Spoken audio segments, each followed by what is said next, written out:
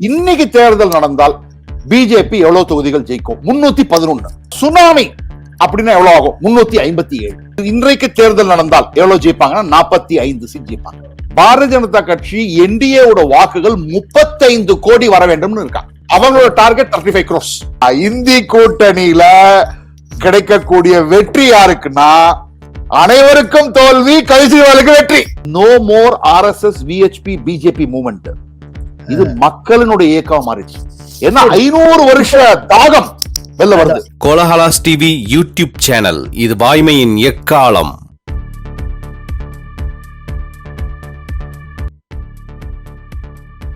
வணக்கம் நண்பர்களே. மக்களவை தேர்தல் நெருங்கிக் கொண்டிருக்கிறது. அரசியல் பரபரப்பு உச்சத்தை நெருங்கிக் கொண்டிருக்கிறது. 22ஆம் தேதி அயோத்தியில் ராமர் கோயில் பிராண பிரதிஷ்டை நடைபெற உள்ளது. அன்றைக்கு அயோத்தி ராமர் கோயிலை நாட்டுக்கு அர்ப்பணிக்கிறார் பிரதமர் மோடி. தொகுதி பங்கீடு பற்றி பேச தொடங்கியுள்ளது இண்டி கூட்டணி. நேற்று காணொளி வாயிலாக நடந்த இண்டி கூட்டணி தலைவர்கள் ஆலோசனை கூட்டத்தில் அந்த கூட்டணியின் தலைவராக மல்லிகார்ஜுன கார்கே இருப்பதென முடிவு செய்யப்பட்டது. ஒருங்கிணைப்பாளர் பதவியை ஏற்க நிதிஷ்குமார் மறுத்துவிட்டார். அந்த கூட்டத்தில் அகிலேஷ் யாதவ், மம்தா பானர்ஜி ஆகியோர் பங்கேற்கவில்லை. மெல்ல மெல்ல இண்டி கூட்டணி காங்கிரஸ் கூட்டணியாக மாறியிருக்கிறது. இந்த சூழ்நிலையில் தற்போதுள்ள களநிலை என்ன?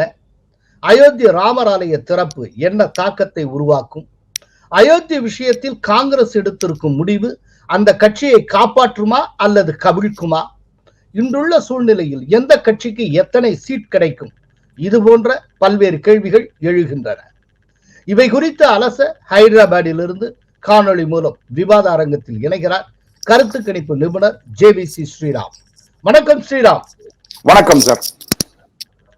ஸ்ரீராம், நீங்க இப்ப ரீசெண்டா நிறைய கால்குலேஷன் போட்டிருக்கீங்க, ஏகப்பட்ட ஒர்க் பண்ணிருக்கீங்க. நிறைய அரித்மெட்டிக் ஒர்க் இருக்கு. அது தவிர்த்து நீங்க ஃபீல்ட் ஒர்க் பண்ணிருக்கீங்க. அது சார்ந்த பல மதிப்பீடுகள் எல்லாம், அசஸ்மெண்ட்ஸ் எல்லாம் நீங்க உள்வாங்கி இருக்கீங்க. சோ ஃபர்ஸ்ட் உங்களுடைய அசஸ்மெண்ட்ல இருந்து ஆரம்பிக்கலாம். சஸ்பென்ஸ் வேண்டாம்னு நினைக்கிறேன். உங்களுடைய பார்வையில JVC ஸ்ரீராம், உங்களுடைய மதிப்பீட்டுல எந்த கட்சிக்கு எத்தனை சீட் கிடைக்கும்? ஒவ்வொரு கட்சிக்கும் குறைந்தபட்சம் எவ்வளவு, அதிகபட்சம் எவ்வளவு, நடுவாக எவ்வளவு? அதாவது பாத்தீங்கன்னா இத வந்து எந்த அடிப்படையில இவ்வளவு சீட்டு இன்னாருக்கு கிடைக்குங்கிற முடிவுக்கு வந்தீங்க? அந்த எக்ஸ்பிளனேஷன் சொல்லுங்க. வணக்கம் சார். அதாவது இன்றைக்கு நான் வந்துட்டு என்ன பண்ணிருக்கேன்னா, ஒரு வாரமே ஒரு அதிக டைம் வாங்க அரசியல்ல. அதனால இன்னைக்கு இருக்கிற நிலைமையில நான் என்ன பண்ணிருக்கேன்னா, லோயஸ்ட், அதாவது இதைக்கு கீழே போக முடியாது ஒரு கட்சி. அது காங்கிரஸா இருக்கட்டும், பிஜேபியா இருக்கட்டும், இதற்கு கீழாக போக முடியாது. அதற்கு பிறகு இன்றைக்கு தேர்தல் நடந்த ஆப்டிமம்னா என்னுடைய கணக்குல எவ்வளவு இவங்க ஜெயிப்பாங்க, எந்தெந்த கட்சி எந்த இடத்துல ஜெயிப்பாங்க. அதுக்கப்புறம் மூணாவது இல்ல ஆப்டிமம்ங்கிறது இன்னைக்கு இருக்கிற நிலைமையில ஒரு நார்மல் எலெக்ஷன்னா எப்படி நடக்கும். அதற்கப்புறம் மூன்றாவது வந்து ஒரு வேவ் மாதிரி நடந்தா எப்படி இருக்கும். பிஜேபிக்கு மட்டும் இதெல்லாம் தாண்டி ஒரு சுனாமி போன்ற ஒரு சூழ்நிலை வந்ததுன்னா எந்த அளவுக்கு அதிகபட்சம் போக முடியும்? ஏன்னா நிறைய பேர் 400 பேசிட்டு இருக்காங்க. 400ங்கிற நம்பர் நிறைய வந்துகிட்டு இருக்கு. சோ இதெல்லாம் வந்து மக்களுக்கு கிளாரிஃபை பண்றதுக்காக 400ங்கிறத பிஜேபி அவங்க ஸ்லோகன்லயே ஒண்ணா வச்சிருக்காங்க. 400 பார் அப்படின்னு வச்சிருக்காங்க.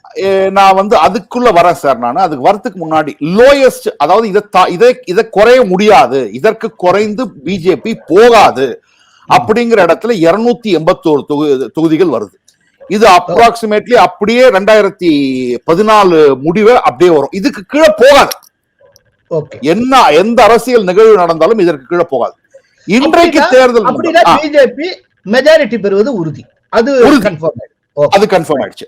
இப்ப அடுத்தது இன்றைக்கு தேர்தல் 272. ஆமா, நீங்க சொல்றது 281. சோ மெஜாரிட்டி உறுதி. இன்னைக்கு தேர்தல் நடந்தால் பிஜேபி எவ்வளவு தொகுதிகள் ஜெயிக்கும்? 311. இதே ஒரு அலை, ஏன்னா ராமர் கோவில் கட்டிக்கிட்டு இருக்காங்க, அதற்கான அலை, இப்படிப்பட்ட ஒரு அலைகள்லாம் வந்து அதே மாதிரி இண்டி கூட்டணியில என்ன மாதிரி நடக்க போகுது, நிறைய இடத்துல காமன் கேண்டிடேட் போட்டாங்கன்னா, ஏன்னா இண்டெக்ஸ் ஆஃப் அப்போசிஷன் யூனிட்டி விட இண்டெக்ஸ் ஆஃப் கவுண்டர் போலரைசேஷன் தான் இப்ப இந்திய அரசியல்ல வந்து பிரமாதமா இருக்கு. ஓகே, சோ அதை நம்ம பார்க்கணும். இண்டெக்ஸ் ஆஃப் அப்போசிஷன் யூனிட்னா எல்லாரும் சேர்ந்து ஒரு கேண்டிடேட்டை போடுறாங்க. அது வந்து பிஜேபிக்கு எழுத்தாப்புல கர்நாடகால போட்டாங்க, 2019, உத்தரப்பிரதேஷ்ல போட்டாங்க, நிறைய இடத்துல மத்திய பிரதேஷ், ராஜஸ்தான், குஜராத்லாம் ஒரே கேண்டிடேட் தான். அந்த மாதிரி போடும்போது இண்டெக்ஸ் ஆஃப் கவுண்டர் போலரைசேஷன் ஆகுது. சோ இதெல்லாம் இணைந்து ஒன்று வந்தால் என்ன வரும்? 336.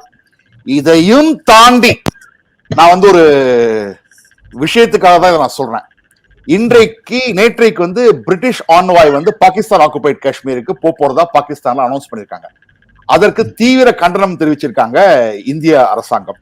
ஓகே, இது மாதிரி ஒரு நிகழ்வு Pakistan occupied Kashmir out of சிலபஸ்ல வந்துருச்சுன்னு வச்சுக்கோங்க அடுத்த 2 மாதத்துல. இதை பற்றி வந்து அமித்ஷா அவர்கள் பாராளுமன்றத்தில் பேசியிருக்காரு.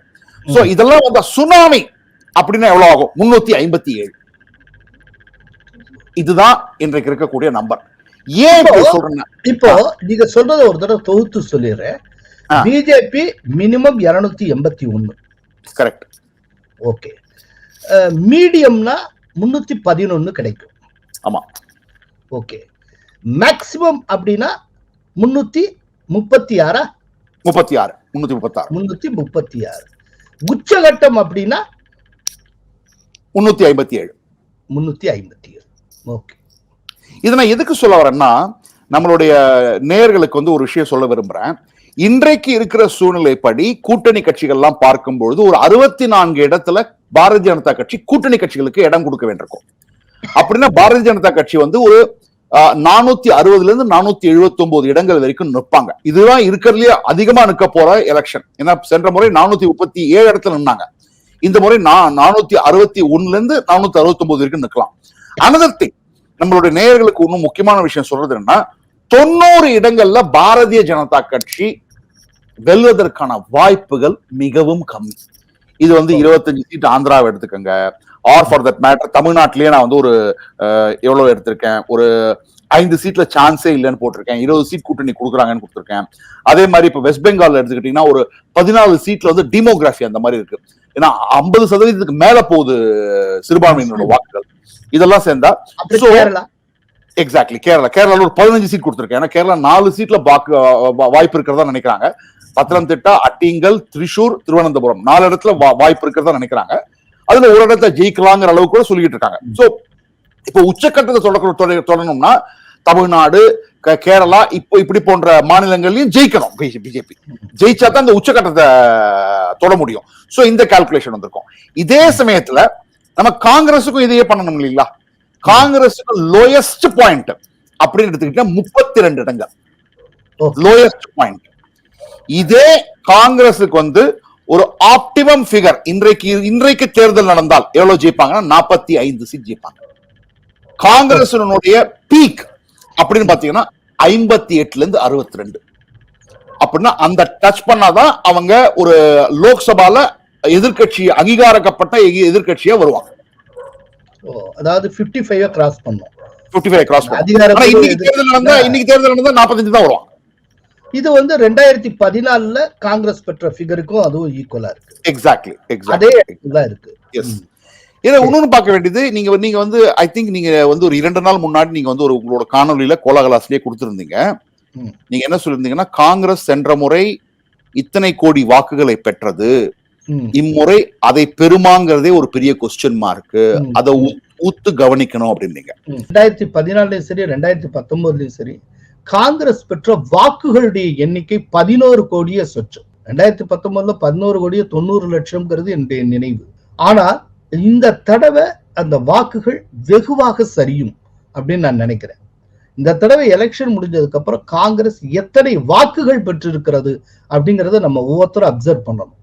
அதே மாதிரி எனக்கு தெரிஞ்ச 23 கோடி 22.9 கோடி வாக்குகளை பாரதிய ஜனதா கட்சி பெற்றது. பாரதிய ஜனதா 11 கோடி வாக்குகளை பெற்றது. 11 கோடி வாக்குகளை பெற்ற 10.9 அது மாதிரி பெற்றது. 11.9. ஓகே. இன்றைக்கு பாரதிய ஜனதா கட்சியோட அபிஷியல் ஹேண்டில் ஆக்சுவலா இதை அச்சீவ் பண்ண முடியும்.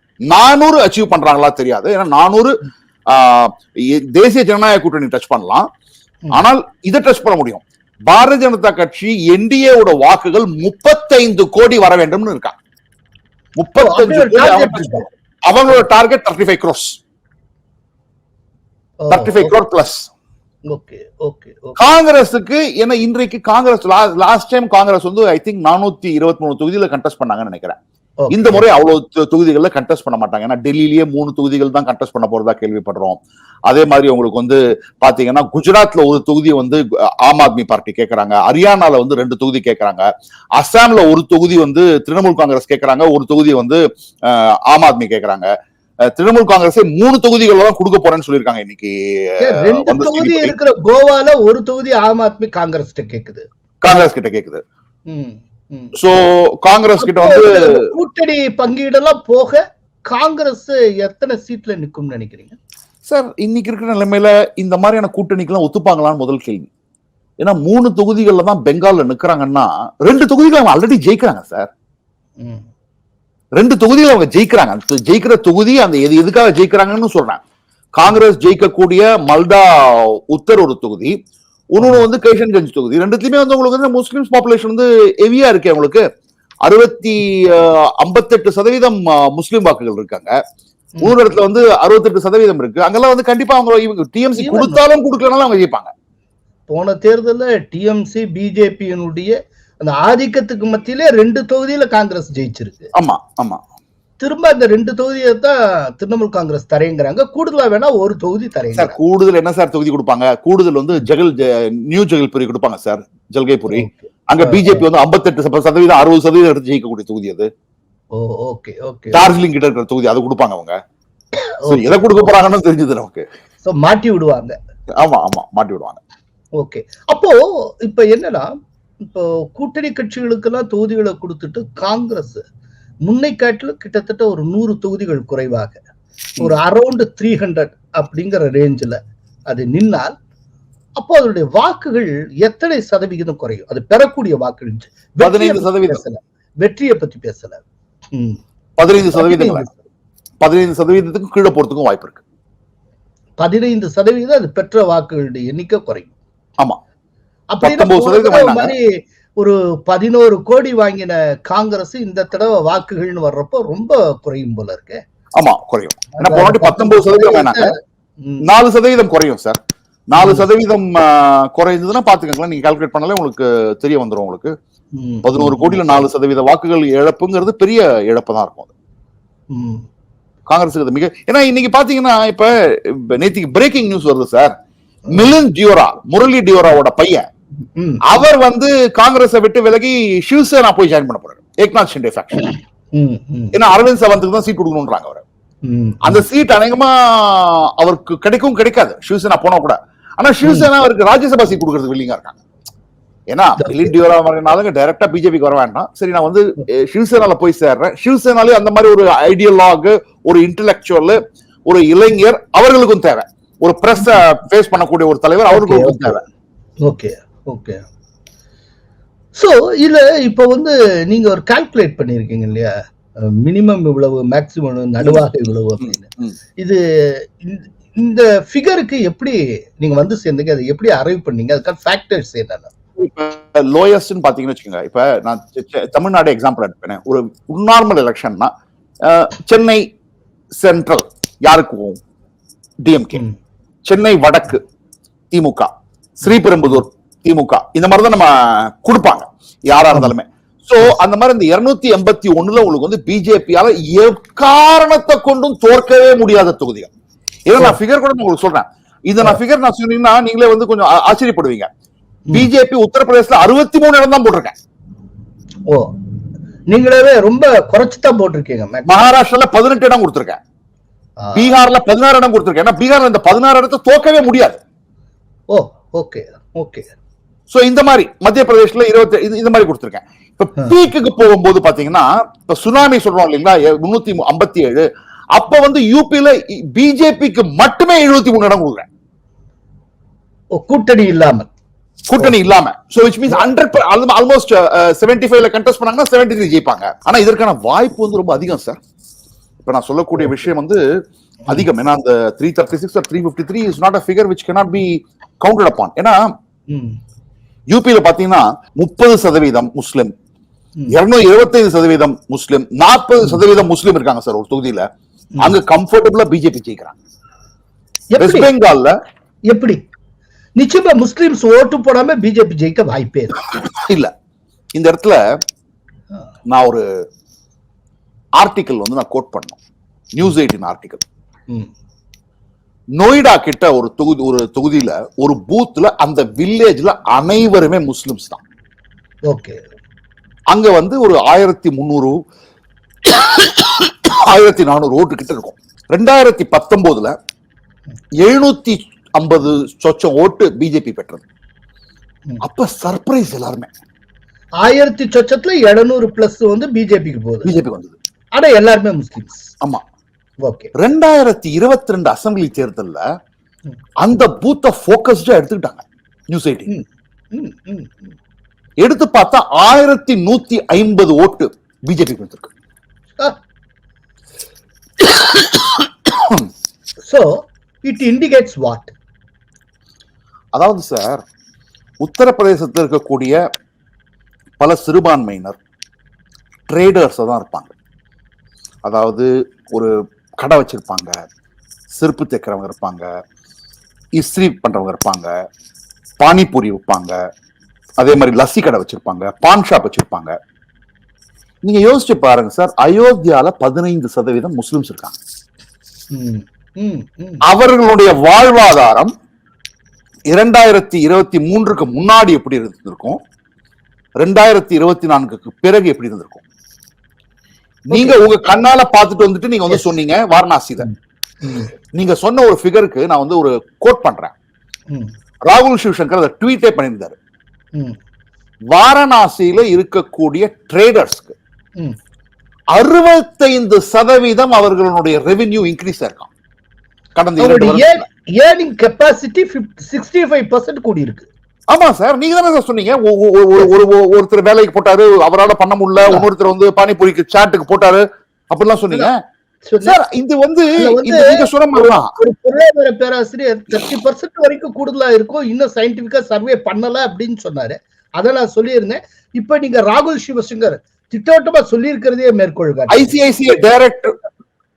ICICI direct.com ரிசர்ச் பேப்பர் வெளிவந்து.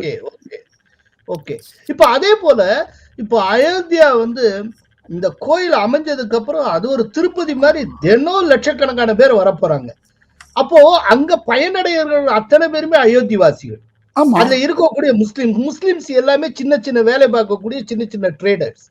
அவங்க எல்லாரும் தான் சேர்ந்து சம்பாதிக்க போறாங்க சார். முக்காவாசி ஆட்டோ டிரைவர், நான் முதல்ல வாரணாசி போகும்போது என்ன கூட்டிட்டு போன ஆட்டோ டிரைவர் ஒரு சிறுபான்மையினர் சேர்ந்தவர் தான். இந்த கோயிலுக்கு தான் நீங்க காலபைரவர் கோயிலுக்கு தான் முதல்ல போகணும்னா அவரே கூட்டு போனார். அவருக்கே தெரிஞ்சிருக்கு எல்லாமே. இந்த காட்டுல போய் குளிங்க சார். அவர்களுடைய வியாபாரம் எப்படி சார் பெருகி இருக்கு? இப்ப என்ன சார், 85,000 கோடி இன்வெஸ்ட்மெண்ட் வெறும் அயோத்தியால மட்டும் வருது சார். 85,000 கோடி. நம்ம வந்துட்டு தமிழ்நாட்டுல வந்து தமிழ்நாடு ஃபுல்லா வந்து 6 lakhs crores ஏதோ MOU போட்டிருக்காங்கன்னு சொல்றாங்க. அயோத்தியா ஒரே ஒரு சின்ன ஊரு. நீங்க போயிருக்கீங்க அந்த ஊருக்கு, எவ்வளவு சின்ன ஊர்னு உங்களுக்கு தெரியும். அந்த ஊருக்கு 85,000 கோடி. மொத்த மக்கள் தொகை 55,000 பேருங்க, அவ்வளவுதான். இந்த சிட்டிக்கு இப்ப இன்வெஸ்ட்மெண்ட் 85,000 கோடி. ஆமா. அங்க இருக்கிற ஒவ்வொரு நபருக்கும் 1 கோடின்னு வச்சா கூட 55,000 கோடி தான் இன்வெஸ்ட்மெண்ட் வரணும். இது 85,000 கோடி இன்வெஸ்ட்மெண்ட். அப்படின்னா எந்த அளவுக்கு அதோட growth வந்து ப்ரொஜெக்ட் பண்ணிருக்காங்கன்னு பாருங்க. அமேசிங்கா இருக்கும் போது சார். இப்ப சரையூவை கிளீன் பண்றதுக்கே ஒரு ப்ராஜெக்ட், அங்க வந்து ஒரு ஹோட்டல், அந்த ஹோட்டல் மட்டுமே 450 கோடி இன்வெஸ்ட்மெண்ட் டீல் சைன் பண்ணிட்டாங்க மண்டே அன்னைக்கு. சார் இங்க தமிழ்நாட்டுல ஒரு கோடியில உட்கார்ந்துகிட்டு வேற இவர் வந்து இந்துவாத அரசியல் பண்றாரு, மதவாத அரசியல் பண்றாரு, அதை பண்றாரு, இதை பண்றாரு, நிறைய யூடியூப் ஆளுங்க பேசிட்டு இருக்காங்க. கொஞ்சம் தாண்டி தமிழ்நாட்டை தாண்டி இப்ப நீங்க போனீங்க இல்லீங்களா, அந்த மாதிரி ஒரு மத்திய பிரதேசம், உத்தரப்பிரதேசம் எல்லாம் போனா அவர்களுக்கு தெரியும் எந்த மாதிரியான ஒரு வளர்ச்சி வந்துகிட்டு இருக்குன்னு. அது பார்த்தாதான் சார் தெரியும். ஏன்னா உங்களுக்கு இதெல்லாம் வந்துட்டு சாதாரண விஷயமே கிடையாது. நான் இன்னொரு ஒரு ஸ்டன்னிங் ஸ்டாட்டிஸ்டிக்ஸ் உங்களுக்கு சொல்றேன் நான். அதாவது இந்த ஸ்டன்னிங் ஸ்டாட்டிஸ்டிக்ஸ் வந்து இதுலனா இப்ப இன்வெஸ்ட்மெண்ட் சமிட் எல்லாம் கண்டக்ட் பண்ணிட்டு இருக்காங்களா. இப்ப வந்து எல்லா மாநிலத்திலும் பண்ணிருக்காங்க. தமிழ்நாட்டில் நடந்தது, குஜராத்ல நடந்தது, உத்தரப்பிரதேசம் நடந்தது. தமிழ்நாட்டில் வந்தது 6.6 லட்சம் கோடி. கர்நாடகா முதலீடு வந்தது ஆமா முதல் போற போது கமிட் பண்ணிருக்காங்க. குஜராத்ல பிரதம மந்திரியே அங்க போனாரு. யுஏஇனோட கிங்கோட அவர் வந்து ஒரு ரோட் ஷோ பண்ணாரு. குஜராத்ல வந்தது 26 லட்சம் கோடி. இங்க 6 லட்சம், அங்க 26 லட்சம், இங்க 26 லட்சம். ஓகே. உத்தரப்பிரதேசல எவ்வளவு தெரியுமா? 33 லட்சம் கோடி. சார் நம்ம தமிழ்நாடு டயலாக்ஸ் ஒரு ப்ரோகிராம்ல யூபில என்ன கமிட்மெண்ட் அதுல 5ல ஒரு பங்கு தான் தமிழ்நாட்டுல. சார் அண்ணாமலை வந்து நம்ம தமிழ்நாடு டயலாக்ஸ் ஒரு ப்ரோகிராம் ஒன்று கண்டக்ட் பண்ணாங்க தாஜ் கொரமாண்டல்ல. நீங்க நான்லாம் கூட பேசினோம். அதுல நம்ம எல்லாம் பேசி முடிஞ்சோடனே மை விஷன் ஃபார் தமிழ்நாடு அப்படின்னு சொல்லிட்டு அண்ணாமலை வந்து பேசுவார். 1 hour பேசுவார். அதுல சொல்லுவாரு, யூபி பாட்டுக்கு சிவனேன்னு உட்கார்ந்துகிட்டு இருந்தான். அவன் உட்கார்ந்துட்டு இருக்கிறதுக்கு நம்ம எல்லாம் போயிட்டு இருந்தோம். இப்ப அவன் முழிச்சுக்கிட்டான்னா இப்ப சைனா 1980 எப்படி முழிச்சுக்கிட்டானோ அவனை எழுப்பி விட்டுறானா அவ்வளவுதான், மத்தவன் எல்லாம் காலின்னாங்க. அந்த மாதிரி இன்னைக்கு உத்தரப்பிரதேசம் ப்ரோக்ரஸ் ஆயிட்டு இருக்குன்னு. அதுக்கு சாட்சி இந்த இன்வெஸ்ட்மெண்ட். இன்னொன்னு, இவ்வளவு பேரு 33 லட்சம் கோடி அளவுக்கு இன்வெஸ்ட் பண்றதுக்கு கமிட் பண்றாங்கன்னா அப்படின்னா அதுக்கான பொட்டன்ஷியல் யூபில இருக்குன்னு அசஸ் பண்ணிருக்காங்கன்னு தான் அர்த்தம். இல்லைன்னா சும்மா வந்து கமிட் பண்றதுக்கு வாய்ப்பே இல்லையா சார்? அதாவது ஒரு 7-8 பாராமீட்டர் பார்ப்பான் சார் ஒரு இன்வெஸ்ட்மெண்ட் பேங்கர். நீங்க எந்த ஒரு பினான்சியர் கிட்டே கேட்கலாம். அவங்க சொல்லுவாங்க ஒரு கண்ட்ரில இன்வெஸ்ட் பண்ணணும் இல்ல ஒரு இடத்துல இன்வெஸ்ட் பண்ணணும் என்னன்னு அவங்க பார்க்கக்கூடிய முதல் விஷயம் என்னன்னா பொலிட்டிக்கல் ஸ்டெபிலிட்டி. அந்த இடத்துல அரசியல சும்மா மாற்றம் இருந்துகிட்டே இருந்தா இந்த அரசாங்கத்தை அந்த அரசாங்கம் டிஸ்கண்டினியூ பண்ணுவாங்க. அந்த முதல் விஷயம் பார்ப்பான் பொலிட்டிக்கல் ஸ்டெபிலிட்டி. இரண்டாவது செக்யூரிட்டி அண்ட் சேஃப்டி. மூன்றாவது மக்கள் தொகை. மூணுத்துலயுமே யூபி கட்டிக்கிறாங்களா சார்? மார்க்கெட் பிகஸ்ட் மார்க்கெட் இந்தியாவில். இன்ஃப்ராஸ்ட்ரக்சரல் டெவலப்மெண்ட் நிறைய போயிட்டு இருக்கு. ஏன்னா ஒரு நம்ம சார் நம்ம கருத்து கணிப்பு கண்டக்ட் பண்றதுக்கு நம்ம போகும்பொழுதே 4 பேரோட பேசும்போது யூபியில மோடி, அதுக்கப்புறம் யோகி, அதுக்கப்புறம் யாரும் பேரே வரமாட்டேங்குதுன்னு எங்கிட்டயும் சொன்னாங்க, உங்ககிட்டயும் சொன்னாங்க. என்ன இப்ப இதேதான் இன்வெஸ்டர் ஒரு இன்வெஸ்டர் வந்தா கூட யூபியில இதே தானே சார் அவர்கிட்டயும் சொல்லுவாங்க. இப்படிப்பட்ட ஒரு வளர்ச்சி. இதுக்கு மத்தியில இப்ப நேற்றைக்கு இந்தி கூட்டணியினுடைய தலைவர்களின் காணொளி கூட்டம் நடந்திருக்கிறது. அதுல வந்து மல்லிகார்ஜுன கார்கேயை சேர்பர்சனா கொண்டு வருவது தீர்மானிச்சிருக்காங்க. பட் கன்வீனரா வர்றதுக்கு நிதிஷ்குமார் மறுத்து விட்டார். அந்த கூட்டத்துல மம்தா பானர்ஜி, அகிலேஷ் யாதவ் போன்ற முக்கிய தலைவர்கள் பங்கேற்கவே இல்லை. சோ கொஞ்சம் கொஞ்சமா பாத்தீங்கன்னா இந்த இந்தி கூட்டணி என்பது காங்கிரஸ் கூட்டணியாக மாறிக்கொண்டிருக்கிறது. இப்ப இந்தி கூட்டணிக்குள்ள தொகுதி பங்கீடு அப்படிங்கறதே இந்தி கூட்டணியில் இடம்பெற்றிருக்கிற கட்சிகளோட காங்கிரஸ் நடத்துகிற தொகுதி பங்கீடு தான் அர்த்தம். அதுக்கு வேற ஏதாவது அர்த்தம் உண்டா சார்? நான் உங்க காணொலியில ஐ திங்க் லாஸ்ட் டைம் வரும்போது கூட சொன்னேன், UPA was a far better alliance. அந்தந்த மாநிலத்துல பண்ணாங்க. அதாவது நம்ம சொன்னதே இப்ப அதே தானே பண்ணிட்டு இருக்காங்க. இப்ப தமிழ்நாடுன்னா டிஎம்கேட பேச்சுவார்த்தை நடத்த போறாங்க, அவ்வளவுதான். திரிணாமுல் காங்கிரஸ்னா இது ஒன்னு சொல்லிடுறேன் உங்களுக்கு நானு. திரிணாமுல் காங்கிரஸ் ரெப்ரசன்டேட்டிவ் கூப்பிட்டாங்க திங்கட்கிழமை செவ்வாய்க்கிழமை இன்னைக்கு ஒவ்வொருத்தரையும் டெல்லிக்கு வர சொன்னாங்க. திரிணாமுல் காங்கிரஸ் கிட்ட கேட்டாங்க, நீங்க என்ன டெல்லிக்கு யாரையுமே அனுப்பலன்னு. we don't want to waste time and money. Delhi வரைக்கும் போய் என்ன பேசுறது? நாங்க சொல்லிட்டோம் 2 சீட் கொடுக்குறோம்னு, அவ்வளவுதான் 2 சீட்டு.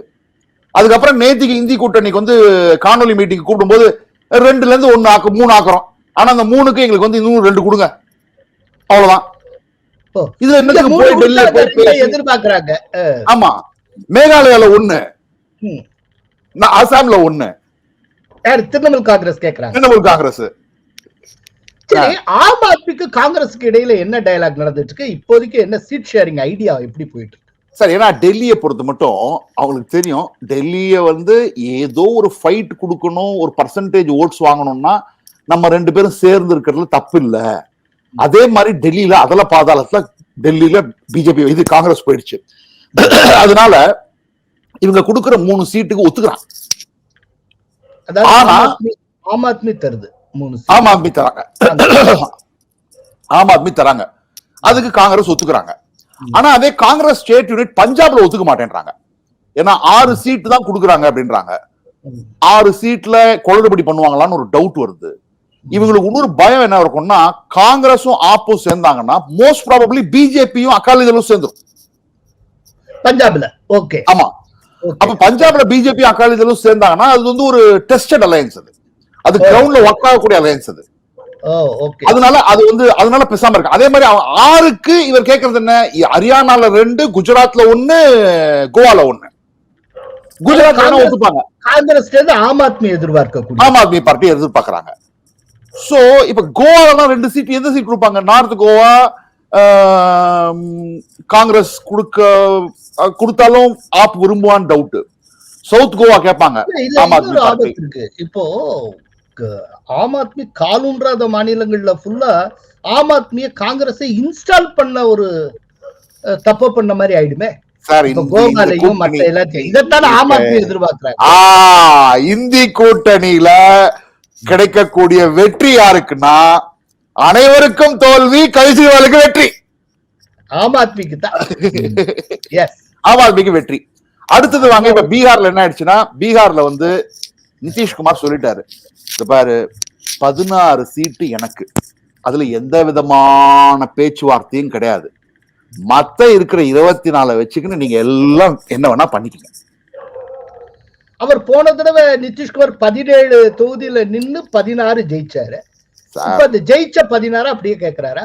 லாலு என்ன சொல்லுவார் தெரியுமா, நீயா ஜெயிச்ச, மோடியோட முகத்தை காட்டிதான் ஜெயிச்ச, நீ ஒன்னால என்ன தனியா ஜெயிக்க முடியும், ஒன்னால நின்னா தனியா 2 சீட் கூட ஜெயிக்க முடியாது, நலந்தால ஜெயிப்ப அப்படிம்பாரு அவரு.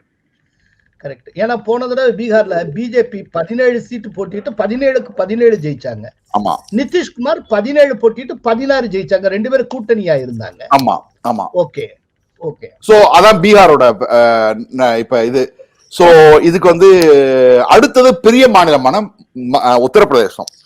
உத்தரப்பிரதேசத்துல வந்து ஒண்ணு இந்தி கூட்டணியில இருக்கிறவங்க எல்லாம் வந்து எங்களுக்கு மாயாவத்தியும் உள்ள வந்தா நல்லா இருக்கும் போல தெரியுது அப்படின்றாங்க. அது அகிலேஷ் ஏத்துக்கணுமே. அகிலேஷ் வந்து அதுக்குத்தான் இன்னைக்கு மீட்டிங்கே வரல அவரு. சார், இதாவது இது வந்து உங்களுடைய நேயர்களுக்கு வந்து புரிதலுக்காக சொல்றேன். உத்தரப்பிரதேசல 28-30% 2 பேர்கிட்டயுமே இருந்தது. அகிலேஷ் யாதவ் கிட்ட 28-30% இருந்தது, மாயாவதி கிட்ட ஒரு 28-30% இருந்தது.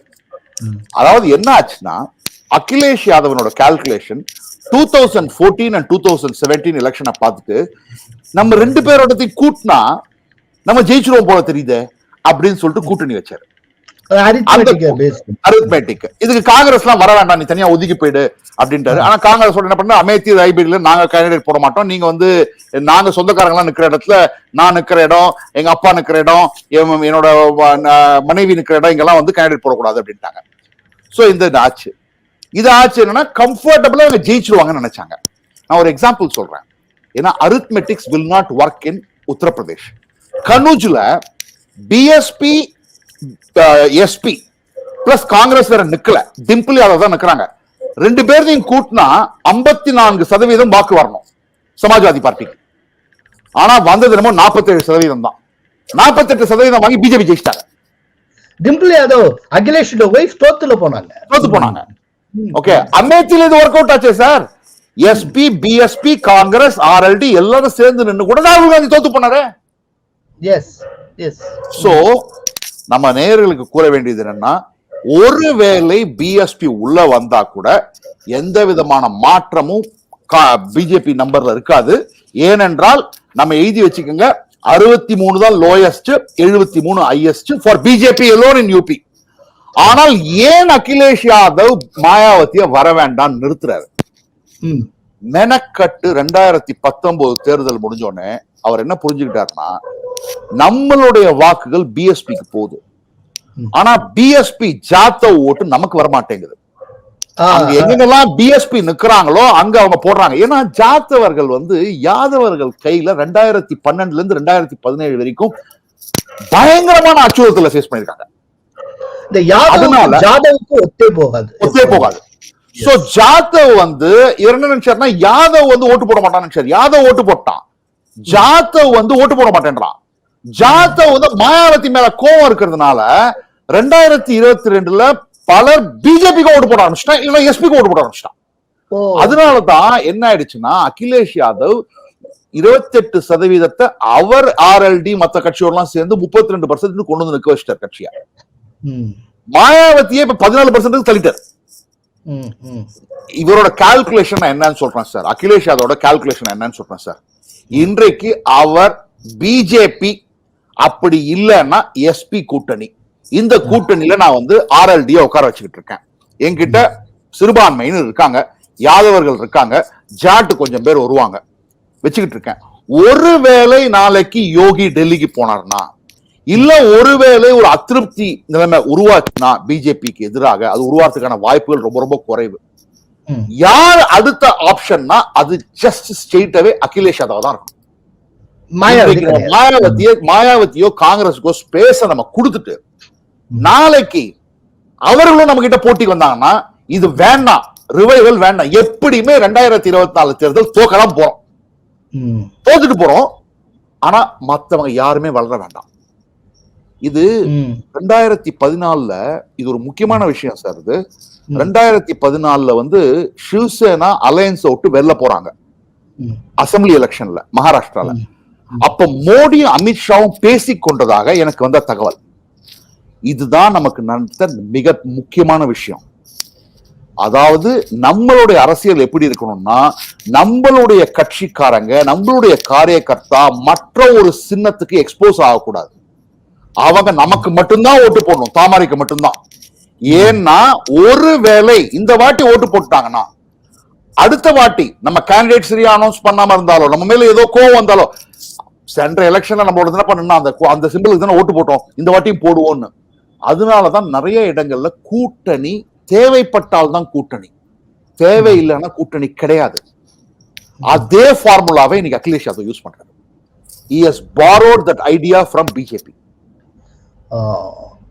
Okay okay okay okay okay. இதுக்கு மத்தியில அயோத்தியில ராம் ஜென்ம பூமியில ராமர் ஆலயம், குழந்தை ராமர் ஆலயம் பிராண பிரதிஷ்டை செய்யப்பட இருக்கிற வர 22ஆம் தேதி.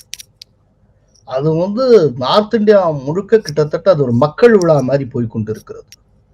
எல்லாருமே அவங்களா வந்து அட்சதை கொடுக்கறாங்க, அழைப்புதழ் வைக்கிறாங்க. சாதாரண ஒவ்வொரு கடையிலையும் சீரியல் லைட்டு போட்டு அலங்காரமா வச்சிருக்காங்க. எங்க பார்த்தாலும் ராம் பஜன் போயிட்டு இருக்கு. அது முழுக்க முழுக்க நார்த் இந்தியா முழுக்க, நார்த் இந்தியா நேபாள் வரைக்குமே அது ஒரு ஃபீவர் மாதிரி போயிட்டு இருக்கு. இப்படிப்பட்ட சூழ்நிலையில இந்த ராமர் கோயில் பிராண பிரதிஷ்டை செய்யக்கூடிய அரசியல் மாற்றம் என்னவாக இருக்கும், அதனுடைய பொலிட்டிக்கல் இம்பாக்ட் என்னவா இருக்கும்? சார் நீங்க நேபாள் போயிட்டீங்க சார், ஹைதராபாத்துக்கு வரல சார். நீங்க எங்க அப்பா, நான் என் கண்ணுக்கு முன்னாடி என்ன பார்த்தேன் நான் சொல்றேன் சார் உங்களுக்கு. எனக்கு வந்து ஒருத்தர் போன் பண்ணி கேட்டாரு, உங்க அபார்ட்மெண்ட்ல வந்து அக்ஷதா கொடுக்கலாமான்னு. நான் ரொம்ப ஹெசிடேட் பண்ணி என்னுடைய பிரசிடென்ட், எங்க அபார்ட்மெண்ட் பிரசிடென்ட் கிட்ட கேட்டேன், இந்த மாதிரி பண்ணலாமான்னு கேட்கிறேன்.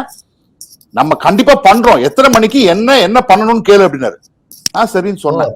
நான் எதிர்பார்த்தது, நானும் என்னுடைய குடும்பத்துல இருந்து ஒருத்தர், என்னுடைய 2 நண்பர்கள் கார்ல போய் ஒரு இடத்துல போய் கோயில்ல போயிட்டு ஒரு குடத்துல அக்ஷதை எடுத்துக்கிட்டு இன்விடேஷன் எல்லாம் வாங்கிக்கிட்டு நான் தான் தலையில சுமந்து வந்தேன். வந்தா என்ன பண்ணிருக்காங்கன்னா, அபார்ட்மெண்ட்டை சுத்தி மக்கள் ஒரு 200 பேர் கீழே வந்துட்டாங்க. 250 அபார்ட்மெண்ட் எங்க பிளாட், எங்க அபார்ட்மெண்ட் கம்யூனிட்டில ஒரு ஒரு நாதஸ்வரம், ஆமா நாதஸ்வரம், கேட்டட் கம்யூனிட்டி, நாதஸ்வரம் ராம பஜன் எல்லாம் பண்ணிட்டு ஃபுல்லா ஒரு பிரதட்சணம் பண்ணிட்டு ஒவ்வொருத்தரா எடுத்துக்கிட்டாங்க ராமர் படத்தை வச்சுக்கிட்டு. Unprecedented crowd sir, club house full. அதாவது இது வந்து பிஜேபி RSS யாரும் வரல, இது நாங்களா பண்ணது.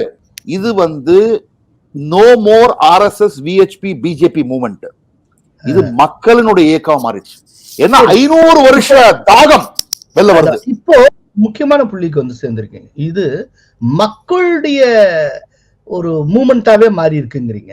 இப்ப மக்களுடைய மூமெண்டா மாறி இருக்கக்கூடிய இந்த சூழ்நிலையில அயோத்தி பிராண பிரதிஷ்டையை புறக்கணிப்பது என காங்கிரஸ் முடிவு செய்திருக்கிறது. அப்போ இந்த முடிவு காங்கிரஸை கவிழ்க்குமா, கைதூக்கி விடுமா? கண்டிப்பா கவிழ்க்கும், கண்டிப்பா கவிழ்க்கும். ஏன்னா இத வந்து நான் வந்து எப்படி சொல்றது அப்படின்னா, உங்களுக்கு எந்த ஒரு மாடரேட் இந்துவுமே, ஈவன் செக்யூலர் இந்துவே, சோ கால்ட் செக்யூலர் இந்துவே, இதை வந்து புறக்கணிக்கிறது தப்புன்னு தான் நினைக்கிறாங்க. நான் ஒண்ணு சொல்றேன் ஜேவிசி, ஜென்ரலாவே ஹிந்துஸ்னாலே எல்லாருமே செக்யூலர் தான். கரெக்ட். ரொம்ப அளவுக்கு அதிகமான செக்யூலரா இருந்தனால தான் 1200 வருஷமா யார் யாரெல்லாமோ வந்து அடிமையாயிட்டோம். ஒரு தடவை மோகன் பாகவத் சொல்லுவாரு, ஹிந்துக்கள் இயல்பாகவே செக்யூலர் ஆனவர், அதனால இந்த செக்யூலரிச காப்பாத்துறதுக்கு தனி சட்டம் போட வேண்டிய அவசியமே கிடையாது. இன்னும் ஒரு விதத்துல சொல்றதா இருந்தால், வெளிப்படையாகவே சொல்றதா இருந்தால், இந்தியால இந்துக்கள் பெரும்பான்மையினரா இருக்கிறதுனால தான் இந்தியாவும் செக்யூலரா இருந்து கொண்டு இருக்கிறது. Correct correct. இது வேற விதமா இருந்தா எப்படி இருக்குங்கிறத நீங்க யோசிச்சு பாத்துக்க சார். இதனால நான் இன்னொரு விஷயம் சொல்றேன், சில சிறுபான்மையினருக்கே இந்த முடிவு பிடிக்கல. அதாவது சிறுபான்மையினருக்கே பிடிக்கல, அனைத்து சிறுபான்மையினருக்கும் சொல்ல மாட்டேன், அதுல சில பேர்லாம் இருக்காங்க. ஆனா சிறுபான்மையினருக்கு, ஏன்னா ஒரு ராமருங்கிறவர் வந்து ஒரு இந்துக்களுக்கு மட்டும் இல்ல பகவான், இல்ல அனைவருக்குமே பகவான் சொல்லிட்டு இருக்கோம். வந்து ஒரு தர்மத்தை காத்தவர் அவரு. அவர் எப்படி எல்லாம் மனுஷன் வாழணுங்கிறதுக்கு அவர் தான் எடுத்துக்காட்டா இருந்தவர். அவருடைய கோயில் திறக்கும் போது யாரோ ஒருத்தர் அனுப்பலாம்ல. அண்ட் இன்டர்னலி காங்கிரஸுக்கு ப்ராப்ளம் வரப்போகுது. விக்ரமாதித்யா சிங் சொல்லிட்டாரு, நான் போறேன் 22 நிக்கிறேன். ஆமா ஆமா. விக்ரமாதித்யா சிங் வீரபத்ர சிங்கோட பையன் சார் அவரு. அவர் இந்துத்துவ தலைவர் சார் அவரு. அங்க வந்து அவருக்கு வந்து 90% 95% இந்துக்கள் ஓட்டு இருக்கு இமாச்சல் பிரதேஷ்ல. பிரணாப் முகர்ஜி இருந்தா இமாச்சல் பிரதேஷ் வந்து ஃபார்வர்ட் கம்யூனிட்டி மிக அதிகமாக இருக்கக்கூடிய 60% மேல forward community sir, Thakur and Brahmins. Sir இன்னைக்கு பிரணாப் முகர்ஜி இருந்தா இந்த மாதிரி பண்ண விட்டுருப்பாரா சார் அவரு? இல்ல, நான் ஒண்ணு கேக்குறேன். ஒரு 130 ஆண்டு கால பாரம்பரியம் மிக்க ஒரு காங்கிரஸ் இந்த குரூஷியல் மேட்டர்ல இப்படி ஒரு முடிவு எடுக்கிறாங்கன்னா அவங்க என்ன விஷயம் தெரியாமல முடிவு எடுத்திருப்பாங்க. இப்ப ஆக்சுவலா அவங்க முடிவு எடுக்கிறதுக்கு என்ன காரணங்கள் இருந்திருக்கும் நினைக்கிறீங்க? சிம்பிள் ரீசன் நான் சொல்றேன் சார் உங்களுக்கு. பாரதிய ஜனதா கட்சி தவிர அனைத்து கட்சிகளோடும் காங்கிரஸ் கூட்டணி வச்சிருக்கு.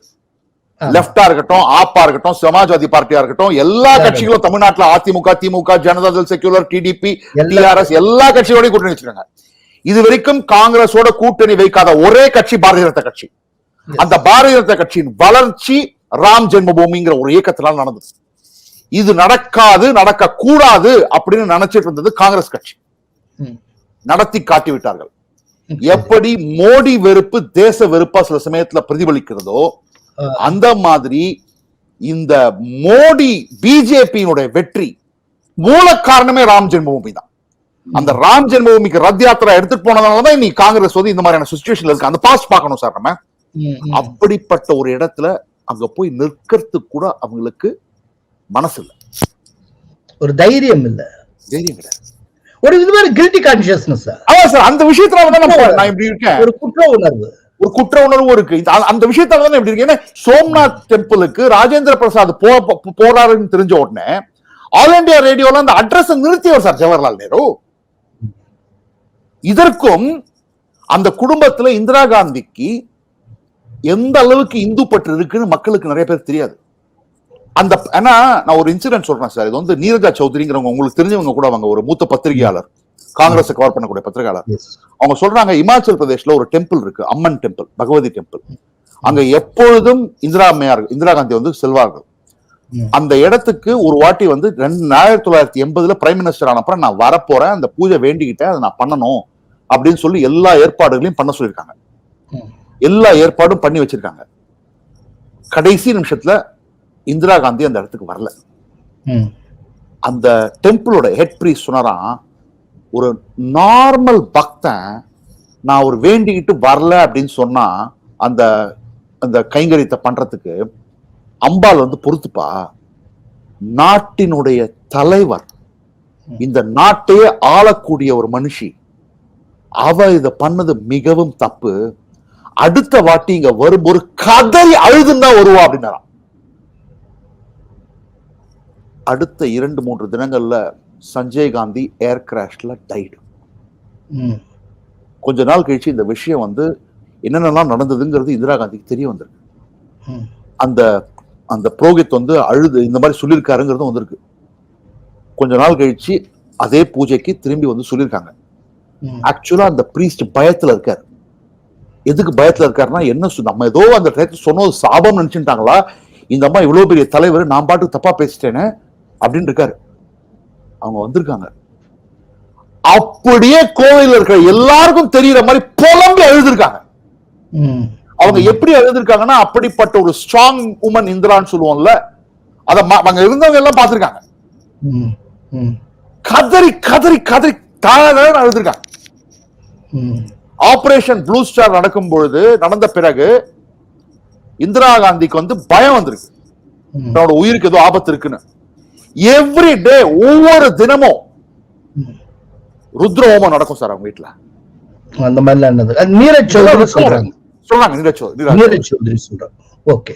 ஆனா அன்னைக்கு அது இந்திரா காந்தியினுடைய கட்சியாக இருந்தது, இப்போ இது வந்து சோனியா காந்தியினுடைய கட்சியாக இருந்தது. போப்புக்கு லெட்டர் எழுதுறதுக்கு தப்பு இல்ல சார், நீங்க அதை பார்த்திருப்பீங்கன்னு நினைக்கிறேன். சர்க்குலேஷன் ஆகிட்டு இருக்கு. போப்புக்கு லெட்டர் எழுதுறது செக்யூலரிசம். 2016 மதர் தெரசாவுக்கு புனிதர் பட்டம் வழங்கும் நிகழ்வு வேட்டிக்கனில் நடைபெற்றது. அது தொடர்பாக போப்புக்கு கடிதம் எழுதிய சோனியா காந்தி, என்னுடைய உடல்நலம் சரியாக இருந்திருந்தால் நான் கட்டாயம் கலந்து கொண்டிருப்பேன் என்று கடிதம் எழுதியிருந்தார். ஆனா இந்தியாவிலே நடக்கிற ஒரு ராம்லல்லா பிராண பிரதிஷ்டைக்கு எங்களால் வர முடியாது என்று சோனியா காந்தி சொல்லுகிறார். நான் மனதார நினைச்சது என்னன்னா, கார்கே அனுப்புவாங்கன்னு நினைச்சேன் சார். ஐ டோன்ட் நோ, உங்களுக்கு நீங்க என்ன நினைச்சீங்கன்னு தெரியல. நான் கார்கே அனுப்புவாங்கன்னு நினைச்சேன். ஆக்சுவலா இவங்க வந்து அயோத்திக்கு போயிருந்தா ரொம்ப புத்திசாலித்தனமா அரசியலை விளையாடினாங்க அப்படின்னு நம்ம பார்த்திருக்க முடியும். இது கிட்டத்தட்ட தற்கொலைக்கு சமமான முடிவு. எனக்கு என்னமோ சார், நான் ஒரு டாபிக்ல, நான் ஒரு டிபேட்ல வந்து ஒருவேளை இப்படி பண்றது மூலமா சிறுபான்மையின ஓட்டை கம்ப்ளீட்டா கன்சாலிடேட் பண்ணிடலாம். ஈவன் மத்த மாநில கட்சிகள்கிட்ட இருக்கக்கூடிய சிறுபான்மையினர் ஓட்டை கூட நம்ம கன்சாலிடேட் பண்ணிடலாம்னு அப்படி ஏதாவது அதற்கான வாய்ப்பு இருக்கு. அதே சமயத்துல நான் இன்னொன்னு சொல்ல விரும்புறேன் உங்க நேயர்களுக்கு. ஒரு 2 வாரத்துக்கு முன்னாடி நான் டைம்ஸ் நோ டிபேட்ல போயிருந்தேன். அந்த டைம்ஸ் நோ டிபேட்ல என்ன டாபிக்னா, இந்தியன் யூனியன் முஸ்லீம் லீக் ஒரு வார்னிங் கொடுத்தாங்க. நீங்க அயோத்தியாவுக்கு போய் ராம் மந்திர்ல பார்ட்டிசிபேட் பண்ணீங்கன்னா உங்களோட கூட்டணி வைக்கிறதுக்கே நாங்க கேள்விக்குறியாக்குவோம், இடதுசாரி கட்சியோட சேருவதற்கு நாங்கள் தயார்.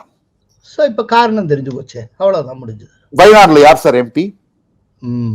இப்ப ராகுல் காந்திங்கிற ஒருத்தரை ஜெயிக்க வைக்கிறதுக்காக கட்சி ஒரு மோசமான முடிவு எடுத்திருக்க, அப்படிதான் தோணுது. எஸ் முடிவுக்கு வந்துட்டோம்ல, ஒரு இடத்துக்கு வந்துட்டோம்ல, நம்ம இப்போ ஒரு இடத்துக்கு வந்தாச்சு. சோ இதோட வைட் அப் பண்ணிக்கலாம். சோ ஜேவிசி ஸ்ரீராம், நிறைய தகவல்கள். அதுல ரொம்ப முக்கியமானது உங்களுடைய ப்ரிடிக்ஷன். நீங்க 3-4 பாயிண்ட்ல ப்ரிடிக்ஷன் கொடுத்திருக்கீங்க. குறைஞ்சபட்சம் ஒரு கட்சி எவ்வளவு, 2 பிரதான தேசிய கட்சிகளுக்கு நீங்க ஃபிகர்ஸ் கொடுத்திருக்கீங்க. குறைஞ்சது எவ்வளவு, தற்போது இருக்கிற கள சூழ்நிலையில இப்ப எலெக்ஷன் நடந்தால் எவ்வளவு, மேக்சிமம் எவ்வளவு, பிஜேபிக்கு மட்டும் இன்னும் உச்சமாக போனால் எவ்வளவு அப்படிங்கிற ஒரு 4 விதமான கால்குலேஷன்ஸ் எல்லாம் நீங்க கொடுத்திருக்கீங்க. அதை தாண்டி பல்வேறு விஷயங்கள் தொடர்பா நிறைய தரவுகளோட நிறைய விஷயங்களை நீங்க பகிர்ந்து கொண்டிருக்கிறீர்கள். மிக்க நன்றி ஸ்ரீராம்.